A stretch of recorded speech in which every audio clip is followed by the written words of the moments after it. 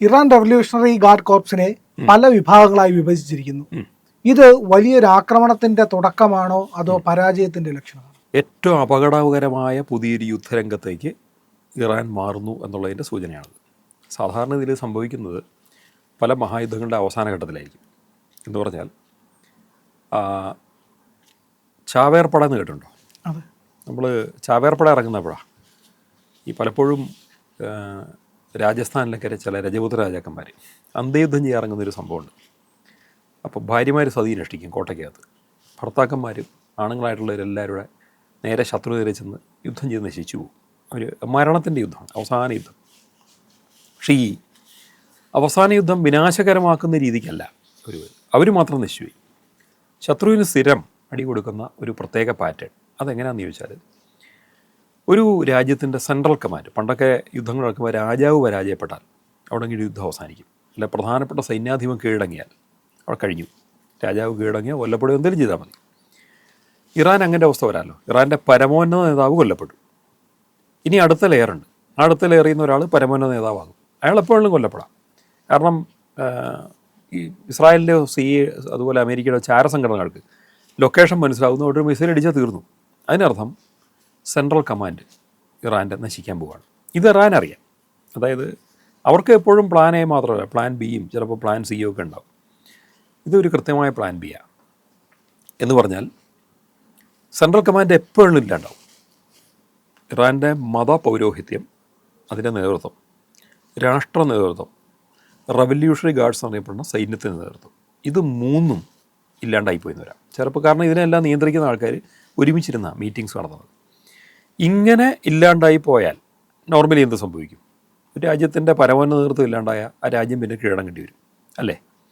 ആ ലെയർ മുഴുവൻ ഇല്ലാണ്ടായി പോയാലും യുദ്ധം തുടരാനുള്ള പുതിയൊരു തന്ത്രമാണ് ഇറാൻ ആവിഷ്കരിച്ചേക്കുന്നത്. അവർ മുന്നേ തന്നെ ആവിഷ്കരിച്ച് വെച്ചായിരിക്കും ഇങ്ങനെ പ്ലാൻ ചെയ്യാം എന്നുള്ളത്.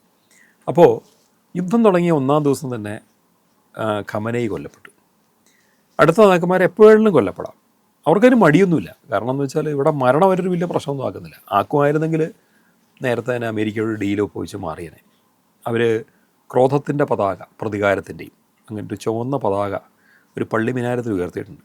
അത് പ്രതീകാത്മകമാണ്. പക്ഷേ ആ പ്രതീകം എന്തിൻ്റെയാണെന്ന് ചോദിച്ചാൽ പ്രതികാരം ചെയ്ത് മാത്രമേ അടങ്ങൂ എന്നുള്ളതിൻ്റെ പ്രതീകമാണ്. അപ്പോൾ പ്രതികാരത്തിൻ്റെ മോഡിലേക്ക് അവർ കടന്നു. അപ്പം ഇനി പൂർണ്ണമായിട്ടും പ്രതികാരം നിർവഹിക്കുക എന്നുള്ളത് അവർക്കുള്ളൂ. ശത്രു അവിടുന്ന് ഒന്ന് ഓടിപ്പോണം, ഇല്ലേ അവൻ നിൽക്കേണ്ടത്തോളം കാലം അവനോട് യുദ്ധം ചെയ്യണം. ഇതാണ് ആവശ്യം. അതിന് വേണ്ടിയിട്ടുള്ള ഒരു തന്ത്രം എന്നുള്ളതായിരിക്കും ലോകത്തെ യുദ്ധതന്ത്രങ്ങളിൽ മികച്ചൊരു തന്ത്രമാണത്. അതായത് സ്വന്തം സൈന്യത്തെ പല ഗ്രൂപ്പായിട്ട് വിഭജിക്കുക. ഈ ഗ്രൂപ്പുകളെ നിയന്ത്രിക്കാൻ സെൻട്രൽ കമാൻഡ് ഉണ്ടാവില്ല.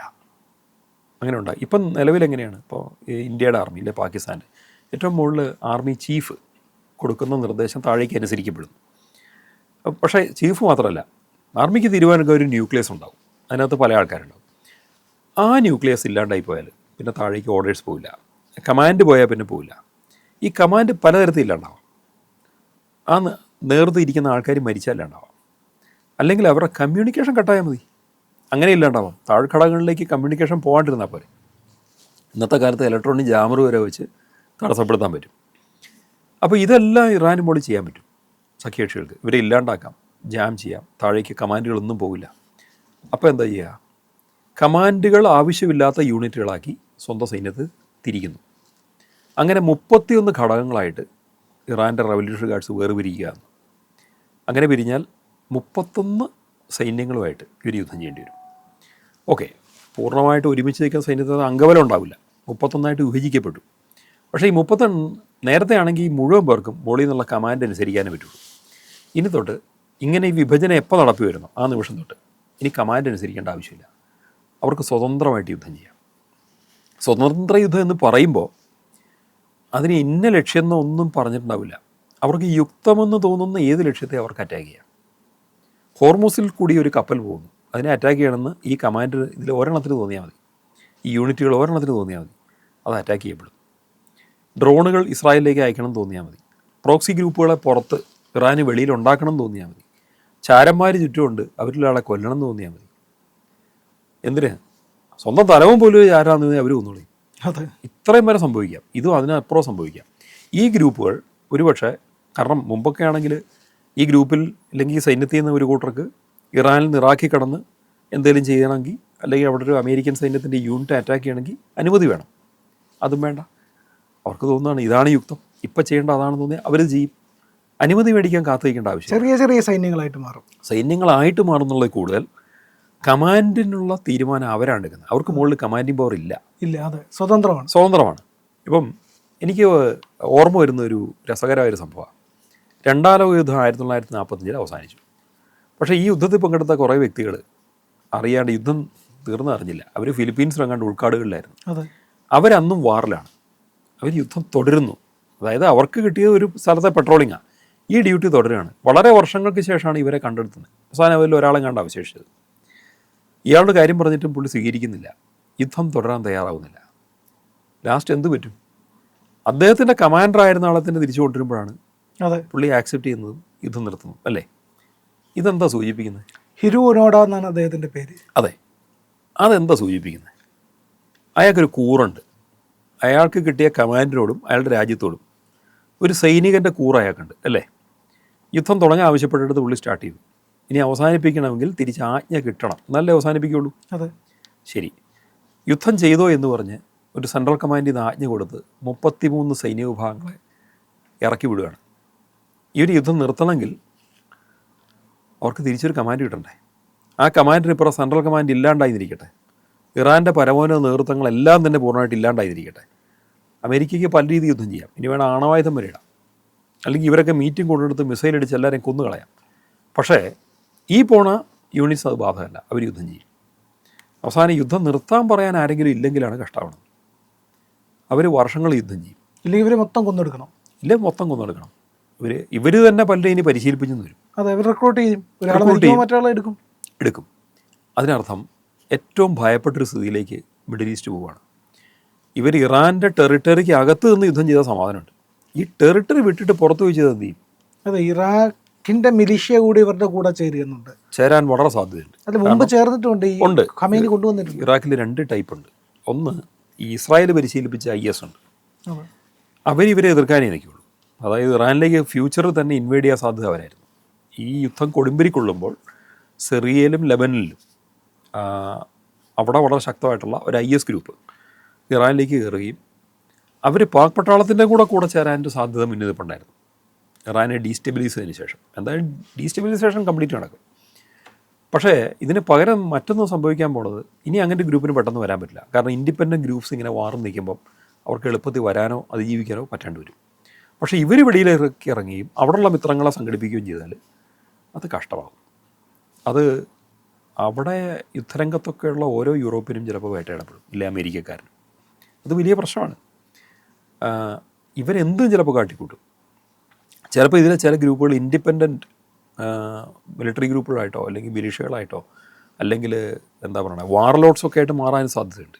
അതായത് ഇപ്പോൾ കൊടുത്ത കമാൻഡിന് അപ്പുറത്തേക്ക് ചില സ്വയംഭരണ മേഖലകൾ ചിലയിടത്ത് ഉണ്ടാക്കിയെടുക്കുക, അവിടെ ഇരുന്നുകൊണ്ട് പിരിവും ടാക്സ് പിരിവിക്കലും ഒക്കെ ആയിട്ട് ചെറിയ യൂണിറ്റുകൾ, ഭരണ യൂണിറ്റുകൾ ഉണ്ടാക്കുക. ഇങ്ങനെ എന്തുവാ, അതൊക്കെ സമാധാനമുണ്ട്. പക്ഷേ ശരിക്കും ഉണ്ടാകാൻ ഏറ്റവും വലിയ കുഴപ്പമെന്ന് വെച്ചാൽ ഇവർ നിതാന്ത യുദ്ധത്തിൽ ഏർപ്പെടാനാണ് പോകുന്നതെങ്കിൽ അതിൻ്റെ ഫലം വളരെ വിനാശകരമാണ്. അത് ഇറാനകത്ത് ഒതുങ്ങി നിൽക്കാനല്ല, ഇറാന് പുറത്തേക്കൂടെ വ്യാപിക്കാൻ സാധ്യതയുണ്ടെങ്കിൽ കൂടുതൽ കഷ്ടമാവും. അങ്ങനെ വരുമ്പോൾ അവർക്ക് ഈ പല ഹെൽപ്പുകളും കിട്ടും, പലയിടത്തും ആയുധങ്ങൾ. ഇറാനകത്ത് മാത്രം നിൽക്കുമ്പോൾ ഉള്ള ആയുധങ്ങൾ തീർന്നു പോകും. അപ്പോൾ പുതിയ ആയുധങ്ങൾ അവർക്ക് കിട്ടണം. ഈ കിട്ടാനുള്ള കമ്മ്യൂണിക്കേഷൻ നടത്താനും പലയിടത്തും സംഘടിപ്പിക്കാനും പറ്റും. ഇവർ തന്നെ വലിയ ആയുധങ്ങൾ സ്റ്റോക്കുള്ള ഗ്രൂപ്പുകളുണ്ടാവും, ഡ്രോൺസ് ഉണ്ടാവും, മിസൈൽസ് ഉണ്ടാവും, തോക്കുകളുണ്ടാവും. പിന്നെ ഇങ്ങനത്തെ ഗ്രൂപ്പുകളെ കിട്ടിക്കഴിയുമ്പോൾ ഇവരെ സഹായിക്കേണ്ട ആവശ്യങ്ങൾ പുറത്തുള്ള പല ആൾക്കാർക്ക് വരും. ഈ മിലിറ്ററി ഗ്രൂപ്പുകൾക്ക് വരും, അല്ലെങ്കിൽ ടെററിസ്റ്റ് ഗ്രൂപ്പുകൾക്ക് വരും, ചില രാജ്യങ്ങൾക്ക് തന്നെ വരും. ഇപ്പോൾ അമേരിക്കയായിട്ട് യുദ്ധം ചെയ്യാൻ ഗൾഫ് രാജ്യങ്ങൾ പലർക്കും പറ്റില്ല, ഇറാനെ സഹായിക്കാനും പറ്റില്ല. പക്ഷേ ഇത്തരം ഗ്രൂപ്പുകൾക്ക് രഹസ്യമായിട്ട് അവർ സഹായം കൊടുത്തു വരും, പണം കൊടുക്കുന്നവർ, ആയുധം കൊടുത്തു വരും. ഇതെല്ലാം അവിടെ ചെല്ലും. വൈകാതെ തന്നെ ഇറാൻ ഭയക്കുന്നത്, ഇല്ലെങ്കിൽ ഇറാൻ്റെ നേതൃത്വം ചിന്തിച്ചേക്കുന്നത് ഇപ്പോഴത്തെ അവിടെയുള്ള നേതൃത്വം പൂർണ്ണമായിട്ട് ഇല്ലാണ്ടായി പോകും എന്നുള്ളതാണ്. പക്ഷേ ഇല്ലാണ്ടായി പോയാലും യുദ്ധം ചെയ്യാൻ അനേകം ഗ്രൂപ്പുകൾ ഉണ്ടാക്കി. ഇങ്ങനെ ഗ്രൂപ്പായിട്ട് തിരിച്ചില്ല എന്നിരിക്കട്ടെ, പിന്നീട് കമാൻഡ് നേതൃത്വത്തിൽ വരുന്ന ഒരാൾക്ക് വേണമെങ്കിൽ അമേരിക്കയായിട്ട് യുദ്ധം വേണ്ടെന്ന് ചോദിച്ചാൽ മുഴുവൻ ഗാർഡ്സിനും യുദ്ധം നിർത്തേണ്ടി വരും.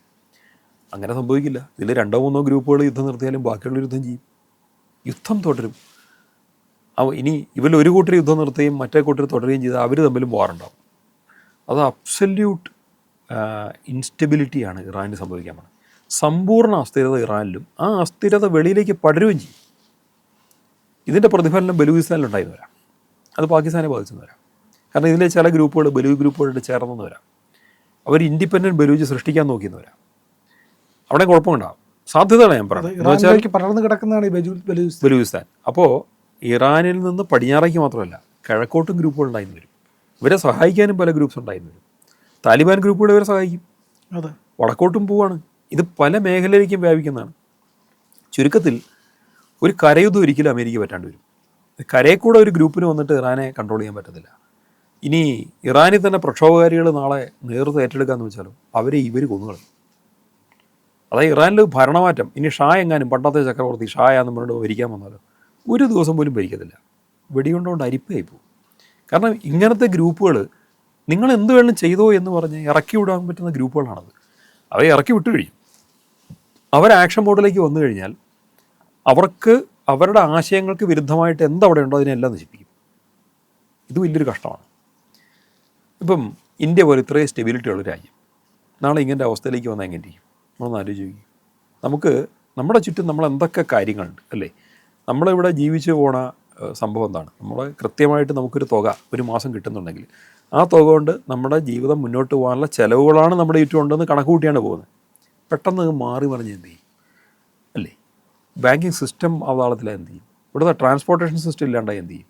ആശുപത്രി പോകുമ്പോൾ പറ്റാണ്ടിരുന്ന് എന്ത് ചെയ്യും? ഇതെല്ലാം ഒക്കെ തന്നെ അവിടെ സംഭവിക്കും. സാധാരണ ജനങ്ങളുടെ കാര്യത്തിൽ ഇതൊക്കെ തന്നെ അവിടെ സംഭവിക്കുന്നത്.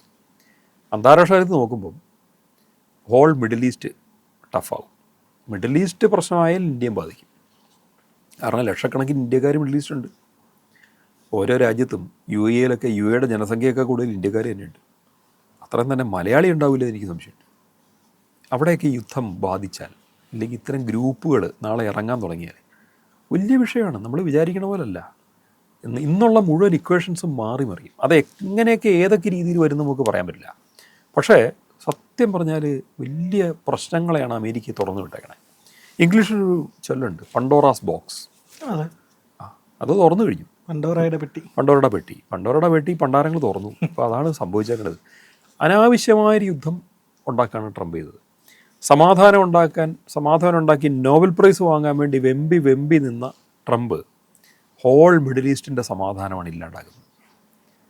അയാൾ എന്തിൻ്റെ പേരിൽ ഇപ്പോൾ യുദ്ധത്തിൻ്റെ തീരുമാനം എടുത്താലും അത് ആന മണ്ടത്തരമാണ്. ഇത് ബാധിക്കാൻ പോകുന്നത് ലക്ഷക്കണക്കിന് കോടിക്കണക്കിന് വരുന്ന അറബ് ജനതയും അതുപോലെ തന്നെ ലക്ഷക്കണക്കിന് ഇന്ത്യക്കാർ അവിടെ ജോലി ചെയ്യുന്നവരെ ലക്ഷങ്ങളുണ്ട്. മൊത്തം ഇന്ത്യക്കാർ നോക്കിയാൽ എല്ലാ ഗൾഫ് രാജ്യത്തിലും കൂടെ 1 കോടി കൂടുതൽ വന്നു വരും.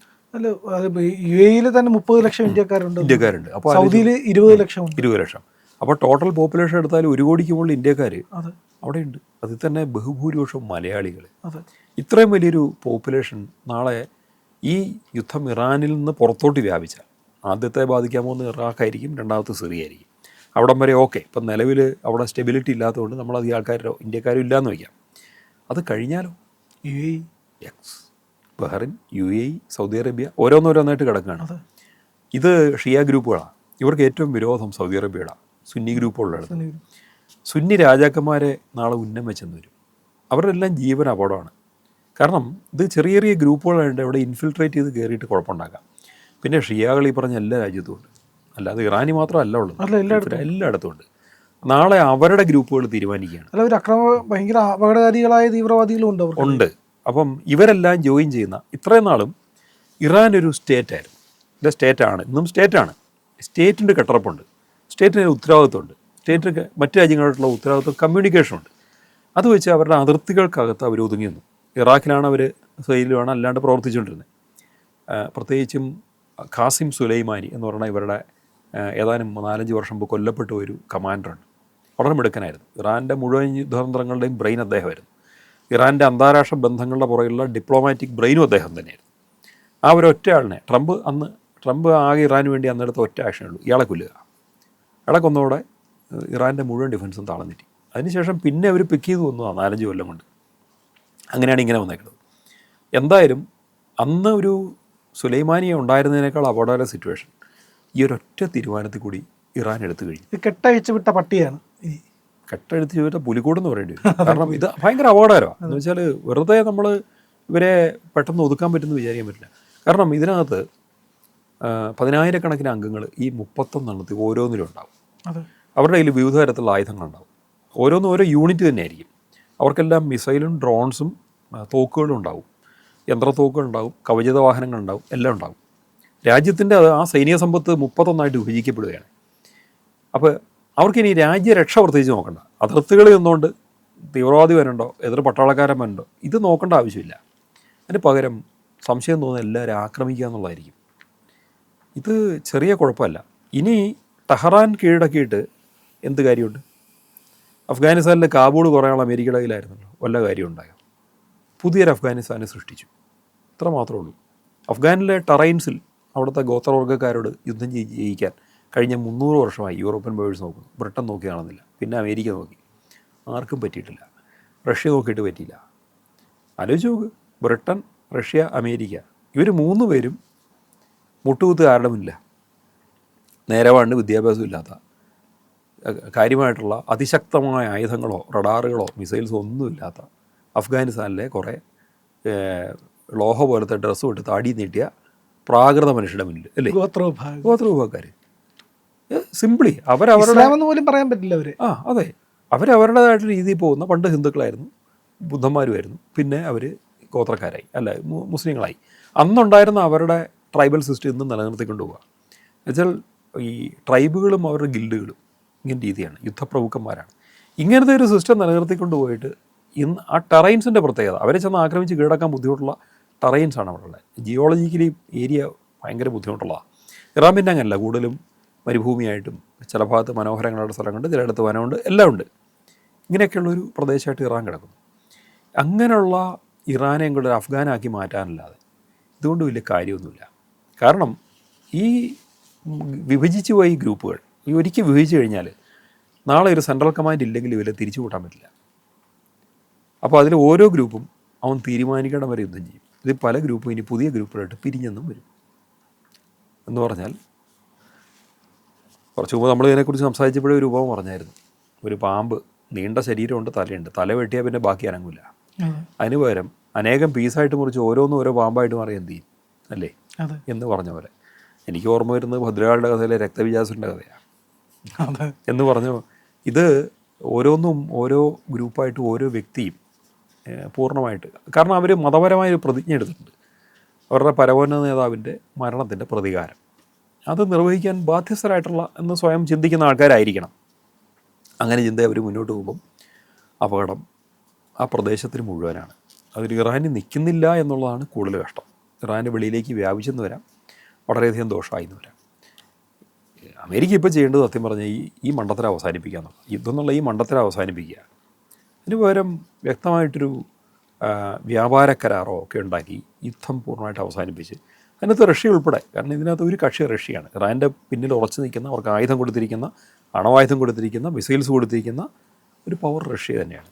അതുപോലെ ടർക്കി എന്നുള്ള രാജ്യം നാറ്റോ അംഗമാണ്, പക്ഷേ ടർക്കിയാണ് ഇറാൻ്റെ ഏറ്റവും അടുത്ത സുഹൃത്ത് രാജ്യം. ഇത്തരം ആൾക്കാരെയൊക്കെ ഇരുത്തി കൃത്യമായിട്ട് ഒരു ടേബിളിൻ്റെ അപ്പുറത്ത് ചർച്ച ചെയ്ത് പരിഹരിക്കുകയാണ് വേണ്ടത്. പാകിസ്ഥാന് ആണവായുധം ഉണ്ടായിട്ട് അമേരിക്കയ്ക്ക് പ്രശ്നമില്ലെങ്കിൽ ഇറാൻ ആണവായുധം ഉണ്ടാകുന്നത് പ്രശ്നം വിചാരിക്കേണ്ട ആവശ്യമില്ല. പക്ഷേ അനാവശ്യമായിട്ടുള്ള ഈഗോ, സാമ്പത്തിക താല്പര്യങ്ങൾ, military industrial complex, religion industrial complex തുടങ്ങിയിട്ടുള്ള പല കാര്യങ്ങളും, ഇസ്രായേലിലെ കുരുട്ടുബുദ്ധിക്കാരുടെ പുഷ്, അതുപോലെ തന്നെ ഇത്തരക്കാരൊരുക്കിയ കെണികൾ, തന്ത്രങ്ങൾ, ഇതിലെല്ലാം വീണ് ട്രംപ് തെറ്റായ തീരുമാനമെടുത്തതിൻ്റെ ദുഷ്ഫലമാണ് ഇന്ന് ഇറാനിൽ കാണുന്നതും നാളെ മിഡിൽ ഈസ്റ്റ് അനുഭവിക്കാൻ പോകുന്നതും. ലോകം മുഴുവൻ അതിൻ്റെ പ്രതിഫലനം ഉണ്ടാവും. അത് വലിയ കുഴപ്പമാണ്. പ്രിയപ്പെട്ട പ്രേക്ഷകരെ, നിങ്ങൾ ഇന്ത്യ ലൈവിന് നൽകുന്ന പിന്തുണയ്ക്ക് നന്ദി. നിങ്ങളുടെ പിന്തുണ ഞങ്ങൾക്ക് സബ്സ്ക്രിപ്ഷനായിട്ട് ആണ് ലഭിക്കേണ്ടത്. നിങ്ങൾ അതുകൊണ്ട് ദയവായി ഇന്ത്യ ലൈവ് സബ്സ്ക്രൈബ് ചെയ്യുക. ഇന്ത്യ ലൈവിൻ്റെ ലോഗോയിൽ ക്ലിക്ക് ചെയ്യുക. ചാനലിനകത്തേക്ക് പ്രവേശിച്ച് ചാനലിൻ്റെ സബ്സ്ക്രൈബ് ബട്ടൺ അമർത്തുക. അതോടൊപ്പം തന്നെ ബെല്ലൈക്കൺ അമർത്തുമ്പോൾ യഥാസമയത്ത് നിങ്ങൾക്ക് ഞങ്ങളുടെ നോട്ടിഫിക്കേഷൻ ലഭിക്കും. അതോടൊപ്പം തന്നെ നിങ്ങൾ ഒരു കാര്യം കൂടി ചെയ്യണം. ഞങ്ങളുടെ വീഡിയോകൾ കാണുമ്പോൾ നിങ്ങളുടെ അഭിപ്രായമുണ്ടല്ലോ, അത് ഞങ്ങൾക്ക് വളരെ വിലപ്പെട്ടതാണ്. ആ അഭിപ്രായങ്ങൾ നിങ്ങൾ അതിനകത്ത് രേഖപ്പെടുത്തുക. അതുപോലെ വീഡിയോകൾ ലൈക്ക് ചെയ്യുക. ലൈക്ക് ചെയ്യുന്ന വീഡിയോകൾ നിങ്ങളുടെ സുഹൃത്തുക്കൾക്ക് വേണ്ടിയിട്ട് ഷെയർ ചെയ്യണം. അവരോട് സബ്സ്ക്രൈബ് ചെയ്യാനും പറയണം.